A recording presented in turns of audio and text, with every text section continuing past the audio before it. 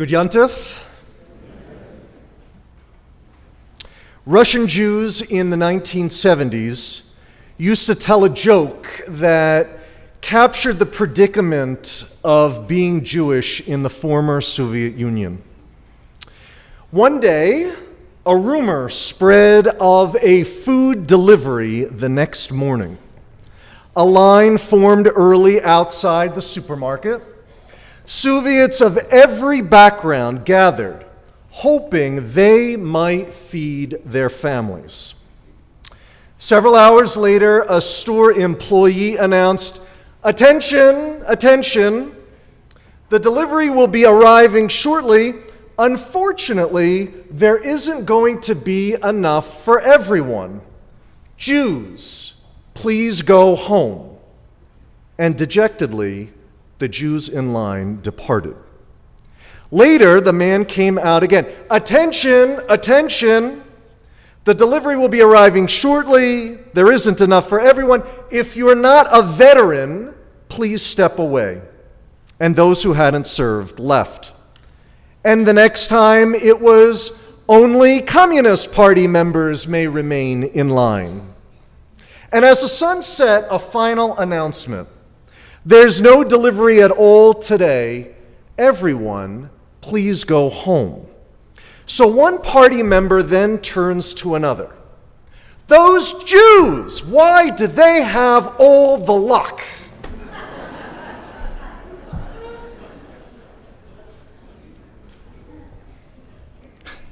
I'm not sure if the story is funny or troubling or some combination.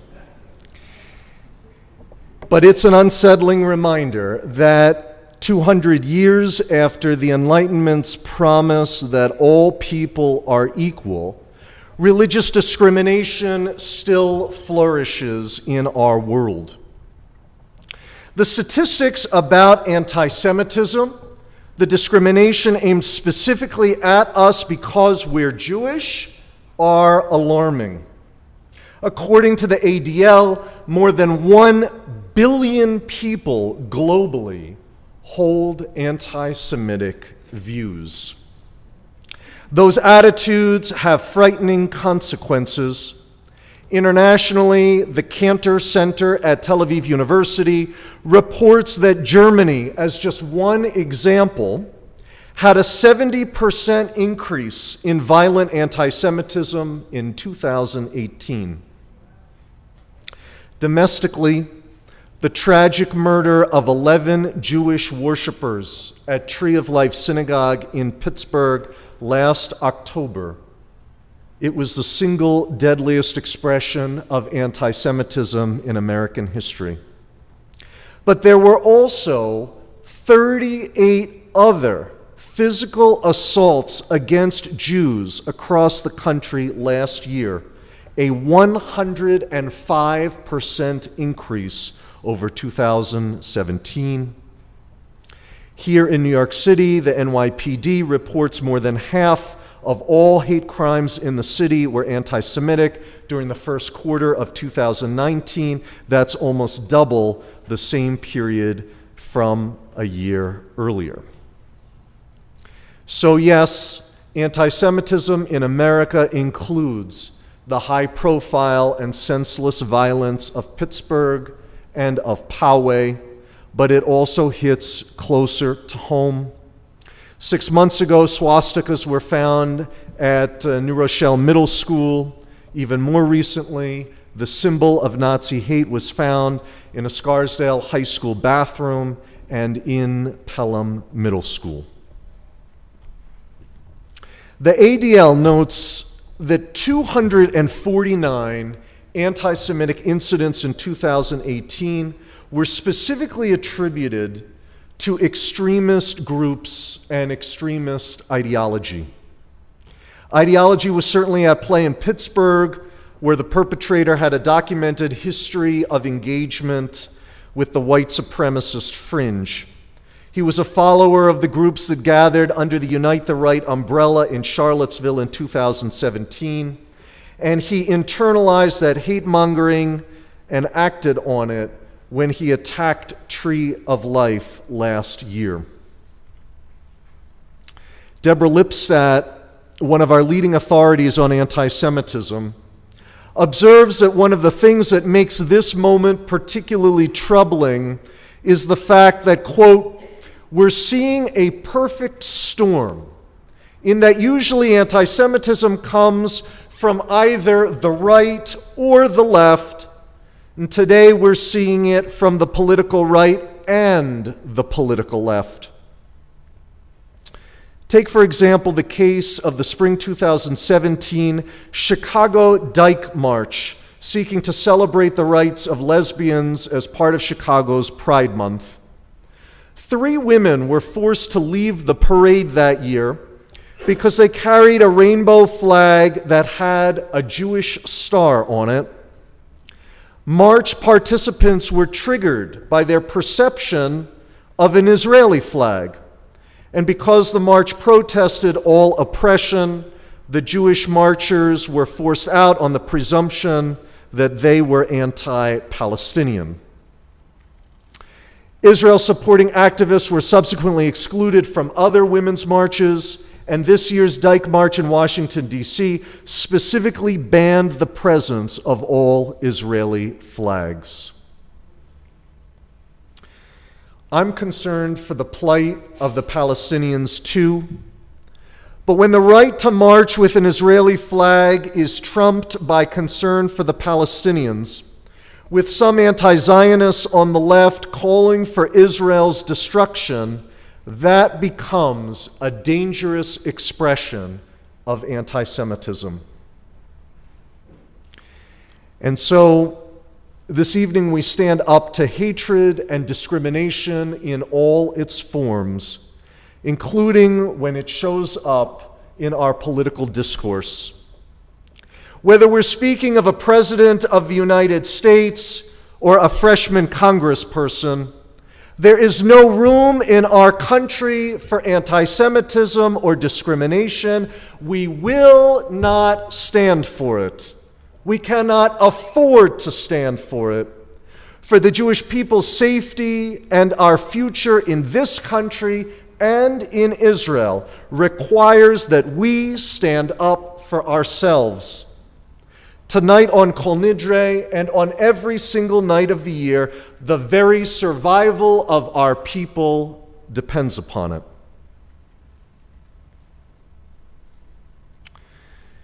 In the midst of these difficult times, it's worth noting that our Yom Kippur fast functions in part as a vehicle to get God's attention. In that sense, fasting isn't just about teshuvah.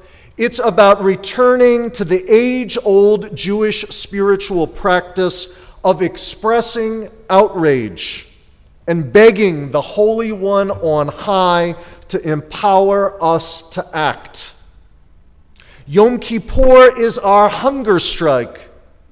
Help us, O God, and save us from the hatred and vitriol that we inflict on one another, and turn us and our world toward good. This isn't just political, it's also personal. It's personal when we have to keep our synagogue's doors locked at all times because we never know who will walk in next. It's personal when our preschool stocks lollipops to quickly quiet kids down during an emergency. And it's personal when we must explain to our children why there are people who just hate Jews. There's a liturgical reading in English that I grew up reciting at Shabbat services. The refrain of the reading was, "May the door of this synagogue be wide enough." And it was a prayer about inclusion and welcome. The challenge that lies before us is, how can we honor that core value of Judaism and our synagogue when the events of the last year have taught us that vigilant watchfulness of our doors is also a necessity? In the last year, we have taken several specific steps to enhance our security here. We've coated many of the windows and doors on the first floor with shatterproof film. We've added a PA system to reach the entire building to improve communications. We've installed new glass at the school entrance so our guards can see out, but others cannot see in. And we've added a state-of-the-art access mechanism to the sanctuary side entrance. All of these steps to better enable us to watch our doors. But closing our doors against the outside, never. In fact, our way forward is to open our doors, our minds, and our hearts even wider than before.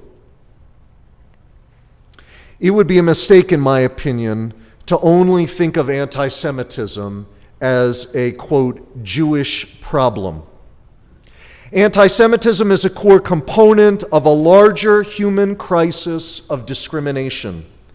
Anytime we other someone with violence, name-calling, or second-class treatment, we create a world where hate flourishes. Discriminatory hate afflicts immigrants, those who identify as queer, people of color, the poor, women everywhere, and any population persecuted because of their faith. Now, maybe you're asking, why should we concern ourselves with the sufferings of others, particularly after the anti-Semitism of the last year? Isn't it time to turn inward and look after our own? Our tradition fundamentally disagrees. Judaism is clear. We cannot build up a wall that separates Jews from other discriminated against minorities. Judaism is about breaking down walls and barriers so that we can see our neighbors for the human beings that they are, equally deserving of God's love and our own. That ethos comes to us from a number of places in Torah, but perhaps none more powerfully than the words we will read tomorrow afternoon from the book of Leviticus. V'ahavta l'reacha kamocha, you shall love your neighbor as yourself.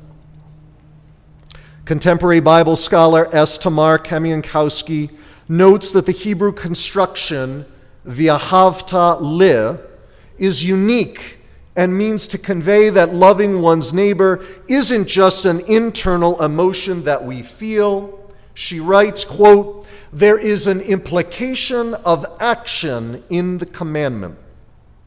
Or, as Samson Raphael Hirsch of 19th century Germany puts it, the commandment appeals to us to seek our neighbor's welfare as though it were our own, to transform egotism and self-love into love and respect for our neighbor, and to learn to love and respect each fellow person as our full equal.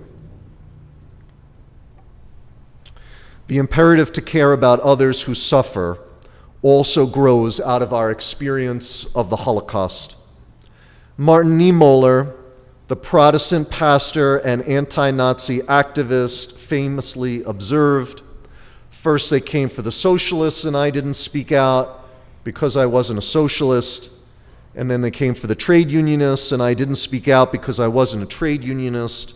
And then they came for the Jews and I didn't speak out because I wasn't a Jew. And then they came for me and there was no one left to speak for me. Niemöller understood that when it comes to intolerance, we're all in this together. If one minority is targeted, it's only a matter of time before the rest of us are as well. Niemöller is echoed in the profound work of Rabbi Irving Yitz Greenberg. In the late 1950s, Greenberg realized that the only practical way to minimize anti-Semitism and other discrimination is for diverse people to come together and build bridges. We cannot fix the brokenness of this world ourselves. We have to dialogue and build partnerships with those who are different. We had an opportunity to build some of those partnerships this past year. In the aftermath of the massacre in Christchurch in March, I prayed with our friends at Upper Westchester Muslim Society and addressed their community at a Friday prayer service. We also had 2 rounds of dialogue with Father Don Baker and his Catholic community, where we explored text and spoke about potential new opportunities for values-based collaboration moving forward. And do stay tuned for additional dialogue opportunities with them in the year ahead. All of this was and is inspired by Yitz Greenberg's vision that Jewish communal life is strengthened and fortified against anti-Semitism when we build relationships of trust and partnership with other faiths. It's not enough, though, to dream of a rosy-colored future where we'll all get along with one another. We need tangible steps to translate our inner outrage over anti-Semitism and discrimination into abiding positive change. In addition to my earlier reference to fasting as a spiritual practice that enables us to vent our outrage to God over the hate we face in the world, let us also on this Yom Kippur rededicate ourselves to more thoughtful and wide-ranging study on the question of anti-Semitism in modern Jewish history. Join me later this year for a series of classes exploring the intersection between anti-Semitism and Zionism. It'll be part history, part philosophy, and part current events as we seek to untangle the relationship between the enduring hatred of the Jewish people and our vision for a safe and secure Israel. And let 5780 be the year that we double down on the ethical and spiritual imperative of building relationships with those who have a different history or life experience than we do. Their history is our history, and it's time for us to go and learn it.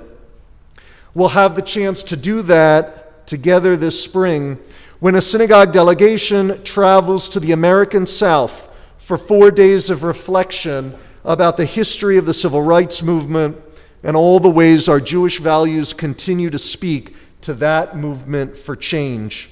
Join us as we go on this journey of learning, discovery, and bridge building together. I want to leave you with the image of a rainbow.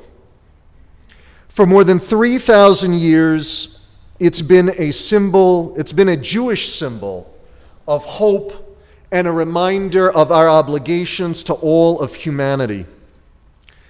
At the end of the story of Noah, after the flood, after the devastation of violence and loss, and oh, how we and so many others have suffered violence and loss this past year. At the end of Noah's story, the rainbow appeared in the sky. Rabbi Harold Kushner writes that the rainbow is a sign of peace in at least 3 ways. It represents the inverted bow, the weapon turned away so that it doesn't threaten. It represents all shades and colors joined side by side in a single entity, calling on different races and nations to do the same. And it represents the promise that no matter how hard it may rain, the rain will eventually stop and the sun will come out again. After the flood, the waters calmed, the sun came out, and the rainbow appeared, marking the path forward toward new beginnings, new possibilities, and a renewed commitment for the diversity of humanity to find a way to march forward, living in peace together. That was Noah's hope, and it is our hope again tonight. Good Yontif.